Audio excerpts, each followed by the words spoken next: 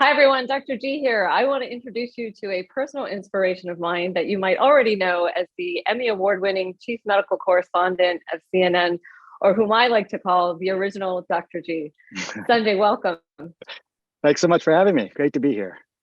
So, I read your book, Keep Sharp, super interesting. Thank What are you. just three facts everyone should know about brain health? I think the biggest thing is that the brain does not have to decline in terms of its overall health as we think about in terms of wear and tear on other organs.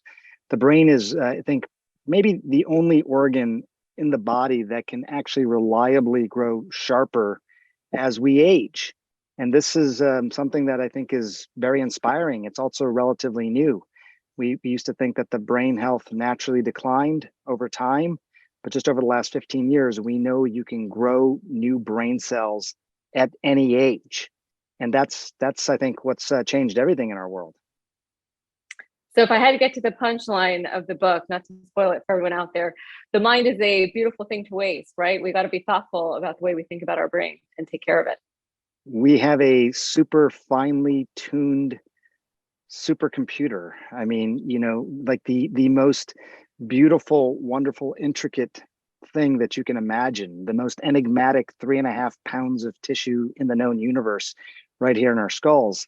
We have to take care of it. We think that we can't sometimes because it's encased in skull and impenetrable, but we have to take care of it the same way we take care of other parts of our body.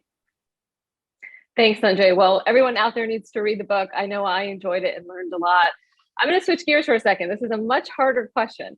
So, I'm the mother of a daughter. I know that you have three daughters of your own. And Sonia's at that age where she's thinking about what she wants to be. And on the list, I'm not disappointed by this, spoiler alert, she's thinking about becoming a doctor. And I'd love just your advice to her as she thinks about a career in medicine. I would have absolutely no reservations at all about recommending a career in medicine.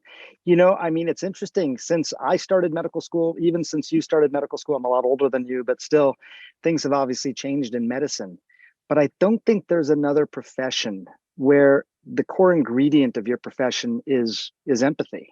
That is the currency by which we measure good doctors. And I mean, I don't know about you, Dr. G, but the days when I'm seeing patients in the office or in the operating room, I spring out of bed in the morning. Having that purpose is something that's hard to replicate.